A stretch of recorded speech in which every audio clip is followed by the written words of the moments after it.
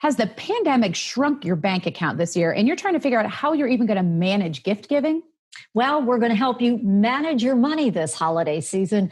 And this is Chick to Chick. Gary, we're into the hustle and bustle of the holiday season, when everybody's out shopping. Now, this year, I do think that people are going to try to rein it in a little bit. I do think the pandemic has had a big impact on what people can and can't spend. A lot of people are still unemployed because of COVID. So you really got to think twice. You have to be mindful this holiday season as you're out shopping. And a lot of studies show that, in fact, people are going to be spending less. Well, and that totally makes sense. Some people are spending less because, like you said, they just don't have the money. Some people are still concerned. They might have some of the money. They might have built up a budget, but they're looking at that going, well, geez, maybe I can't afford to spend because maybe I'm going to need this in 2021. So the point is, I think we really need to understand how we can still spread some holiday cheer with our gift giving and not break the bank.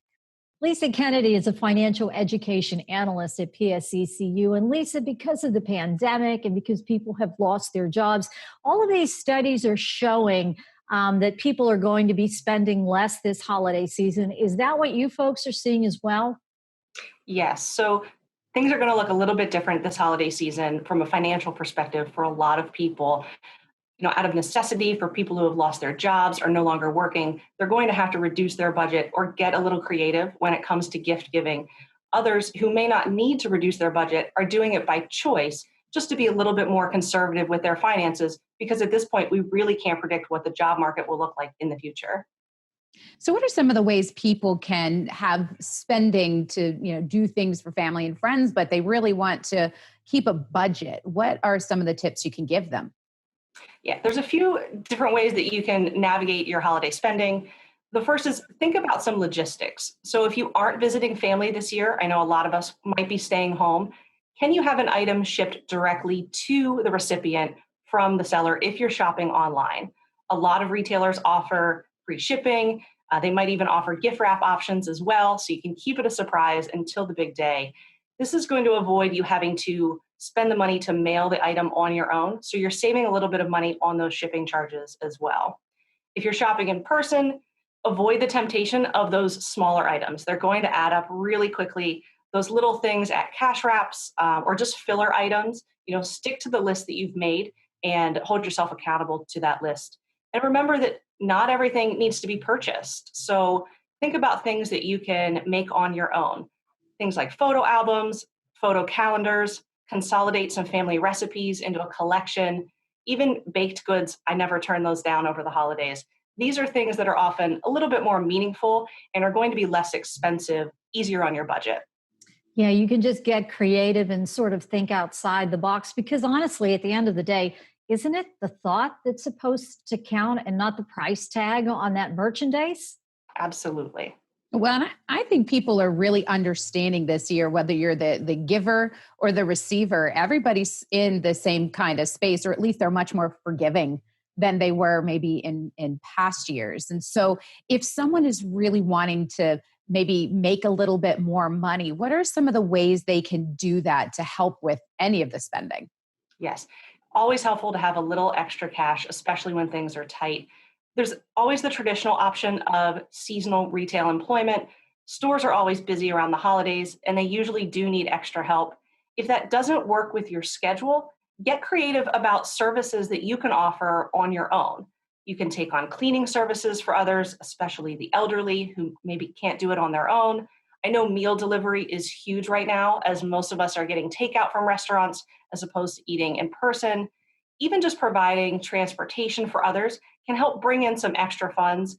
And these things may offer more flexibility that can work around any time constraints you may have around the holidays or family life versus something that's a little bit more traditional.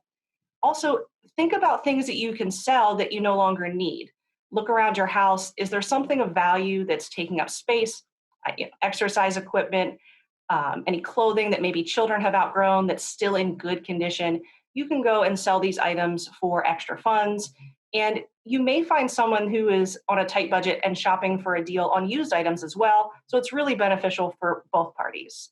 Well, and that's a great idea too, because you know you're going to be bringing more stuff into your house because people are going to be giving you gifts. So you might as well clear away to make room. So that's great. You can actually cash in on that. That's a good tip. You know, Lisa, the one thing that I think turns into a problem is when you're out shopping and you're trying to stay on track. And then you hear about these offers, you know, retailers, different stores. What offers should we stay away from that could get us into trouble later? Absolutely.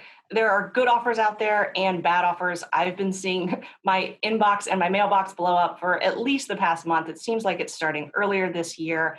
Just be smart. In addition to just the sales that you're seeing, you may see a lot of offers for store credit cards. You want to be a little wary of those. Retailers may offer additional discounts if you open a store credit card, things like lower interest rates or intro offers. Unfortunately, these benefits are usually exclusive to that retailer and they expire quickly. So those initial savings that you gain are going to be outweighed by other fees or even just higher interest over time. If you are using credit cards, maybe find a card that's going to give you other benefits at all retailers, like cashback options. It might be a better choice than something that's exclusive to just one retailer. Another thing, you know, we're shopping online more this year. I have a feeling free shipping is everywhere. Like I said, that's a really great offer. Keep in mind that they may not offer free returns. So make sure you're reading the fine print. The last thing that you want is you go online, you get a great deal, you buy this item, and once you receive it, you realize it's not really what you expected. And now you have to pay money to send that back. So just be mindful and take the time to read the fine print on those deals. And every Yeah. time you open a credit card or close an account, doesn't that really have an impact on your credit score? It does. It both the inquiries for your credit report and also the age of your credit history. It will impact both of those negatively. So just be mindful of how often you are applying for new types of credit. So for people who are feeling really overwhelmed right now, you know, they've just sort of said, I'm going to make it through this 2020 holiday because it's just been such a year, but I really want to think mindfully about next year for 2021. What can people do to make that next year, you know, budget feel better for them? Yes, it's always a great idea to start planning ahead. I'm a huge advocate of that. As you look into the new year, look at your budget, see, can you start setting aside funds now? Even just a small amount, $10 a week is going to add up. That's going to be over $500 this time next year, which is a great place to start. When you are saving, put that money into a separate account. Don't use your regular checking or savings. That way you're less tempted to spend it on something else. And make sure the account type that you choose isn't going to be charging you fees for like a minimum balance or transactions. You don't want all of those hard-earned savings to go towards things like service charges. Another easy way to plan ahead is start shopping all year instead of just the holiday season. You might have a better shot of finding something that's consistently out of stock if you're buying it in March or April. You might even just find better sales throughout the year. And as a bonus, if your shopping is done early, it relieves some of that stress that we all tend to feel around the holidays. Yeah, let's be honest, because sometimes some of those Black Friday deals really aren't such great deals. And it's better, as you said, to look for deals all year long. All right. So one final bit of advice for somebody who plans to go out there and shop till they drop and they're going to pass out when those bills arrive later. What's your final piece of advice? I would say find a tracking method that's going to work for you, something that you will consistently use. So if you love something a little bit more traditional, grab a notebook, keep everything on a piece of paper, and make sure you're sticking to that budget that you've created for yourself.